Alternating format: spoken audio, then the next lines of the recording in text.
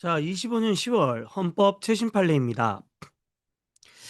증권의 모집과 관련하여 거짓 기재된 문서를 사용하지 마라. 주식해 보신 분들은 알겠지만 사실 주식 가격 높이려고 회사들이 정말 거짓 기재라든지 이상한 얘기를 하는 경우가 상당히 많습니다. 이렇게 되면 이제 개미라고 불리는 일반 소액주주들이 엄청난 피해를 받게 되죠. 주식이라는 게 되게 심리거든요. 그래서 이런 거짓 계좌가 됐다든지 뭐 어떻게 보면 미증이 안 되는 자료 이런 것들을 함부로 사용하여 재산상 이익을 얻고자 한다면 이는 강력하게 처벌을 해야 합니다. 자, 이는 잘못된 것이 아니다 이렇게 얘기하네요. 이 판례는 기출도 되었죠. 300제곱미터 이하의 체력 단련장의 경우 한 명 이상의 체육 지도자가 배치가 돼야 된다라는 거예요. 300제곱미터면요. 거의 100평 이상을 얘기하는 100평 정도가 되는데 이런 100평 정도가 되면 100평면 상당히 넓거든요. 그러다 보니까 이런 운동 과정에서 잘못된 자세나 기구를 사용할 실수 등으로 부상을 입을 위험이 있다. 그러니 사람을 두어서 아이들아 여기서 놀면 안 된다. 그렇게 장비 쓰면 안 돼. 이렇게 누군가는 지도를 해야지. 그래야 위험에 신속히 대처할 수 있지 않겠냐라는 거예요. 그다음 옛날에도 나왔죠. 체육 지도자라는 사람들이 되게 범위가 좁다란 말이에요. 근데 그냥 일반적인 성범죄를 저질러도 체육 지도자 자격이 취소가 되는데 아동에 대해서 어린아이를 성적 학대했다라고 한다면 아무리 봐도 일반 국민도 뭐요? 잠재적으로 성범죄를 저지를 수 있지 않겠느냐. 이런 잠재적 성범죄로부터 일반 국민을 보호할 필요가 있다라는 거죠. 그다음 부동산 관련 또는 유관단체. 최근에 이제 LH가 문제된 적이 있었습니다. 이들은 개발 정보를 미리 얻게 되잖아요. 따라서 재산을 등록하고 그다음 뭐 예를 들어 미리 등록해서 거기가 땅 투기가 됐다. 그럼 이건 당연히 규제를 해야죠. 그래서 요거는 우리가 등록하고 국가 기관만 보고요. 일반인에게 공개하지 않고 간단하게 말하면 이건 뭐야? 부정부패 막으려고 이렇게 하는 거잖아요. 따라서 사생활의 비밀과 자유를 침해하지 않습니다. 그다음 우리가 지금까지 S급으로 봤던 판례 중에 네가 뭔데 내 정보를 함부로 알려줘? 이렇게 얘기하죠. 또 여러분들 뭐 이렇게 핸드폰으로 클릭하다 보면 그런 거 나오잖아요. 뭐가 나와? 제3자한테 정보 제공하는 거 동의하세요? 모두 동의하면 뭐요? 항상 선택에 그런 게 있어요. 따라서 내 정보를 내가 관리 통제한다는 것은 상당히 중요하는데 여기처럼 내가 동의한 범위 내에서만 개인정보가 제공되고 있는지 아니면 내 동의 없이 무단으로 제공되고 있는지 이런 건 반드시 체크하는 게 되게 중요합니다. 따라서 내가 지금 알려달라는 건 뭐예요?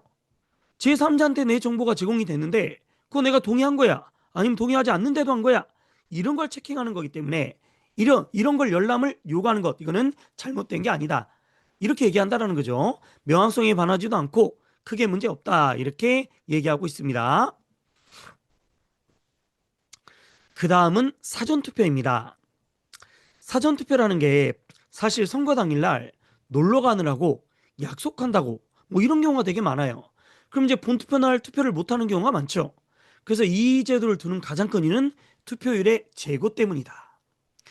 즉 아침 일찍이라든지 뭐 평일날 여러분들 뭐요? 선거하고 선거 당일날은 뭐요? 놀러 가라는 거죠.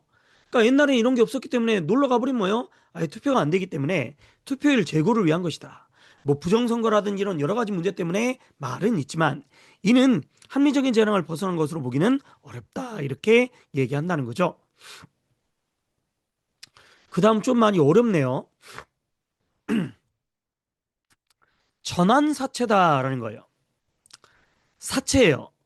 돈을 빌립니다. 근데 나중에 전환해 준대요. 뭘로요? 주식으로요. 이런 걸 전환사채라고 그래요. 근데 일반적으로는 돈을 빌리고 그 시가에 맞춰서 뭐다 주식을 주는 게 일반적인데 문제는 이게 탈법이라든지 편법이라든지 또는 뭐다 증여로 이렇게 쓸 수가 있다. 예를 들어 이 주식이 폭등할 거를 뭐요? 알고 있어요. 알고 있는데 그 당시에 이제 돈을 조금 빌린 다음에 주식을 엄청나게 뭐요? 전환시켜 줄 수도 있는 것이죠. 그럼 이런 것들은 대부분 뭐다? 증여세 대상인데 증여세를 탈피하려고 이렇게 하는 거 아니냐.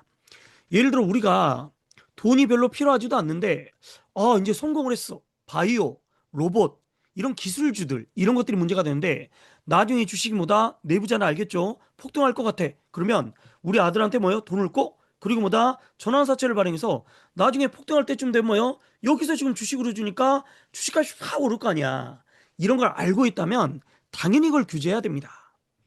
근데 이거 등기소에 제출했는데요라고 하는데 등기소는 여러분들 뭐요? 권리관계만 규율하는 데지 세금 매기는 데가 아니잖아. 막 세금 때문에 들여다보는 데는 아니기 때문에 과세관청에도 뭐다? 이건 해명을 또 해.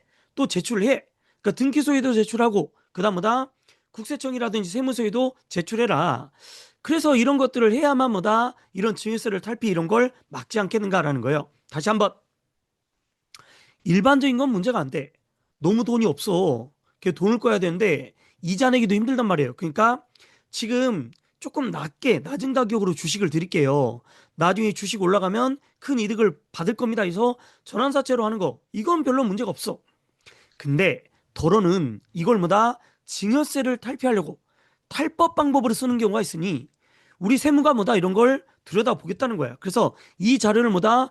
등기하는 곳에도 제출하고 우리 세무한테도 뭐다? 제출해라. 이게 뭐가 문제냐는 거죠. 그래서 이는 크게 문제 없습니다라는 거예요. 그다음 이거는 뭐 별로 어렵지 않죠. 국회의원은 33%, 지방의원은 뭐다? 상하 50%. 이거 넘어가면 위헌이다. 이렇게 얘기했습니다. 그다음입니다. 요거 요즘 출제 많이 되던데 성적 욕망이나 수치심을 일으킬 수 있다. 이런 불법 촬영물 이런 건 결국 뭐예요? 올리면 안 돼. 올렸으면 삭제라고 하는데 이 명확성의 원칙이 출제가 많이 됩니다. 내용은 별로 어렵지 않죠. 그다음 우리 선거 범죄는요. 벌금 100만 원을 받으면 5년 동안 선거에 못 나오고요. 집행유예 이상이 되면 뭐다? 10년 동안 못 나온다. 이렇게 얘기하는데 선거범죄, 선거에서 선거범죄를 저질렀다. 그만큼 이건 뭐다? 죄질이 높다라는 겁니다. 따라서 어찌 보면 좀 이 사람 입장에선 과할 수 있는데 선거의 과열 이런 걸 막기 위해서는 뭐다? 꼭 필요하다. 이렇게 얘기한다는 거죠. 자, 10월달 판례는 꽤 많았습니다. 이상으로 10월달 판례를 정리하도록 하겠습니다. 마무리하겠습니다. 자, 감사합니다.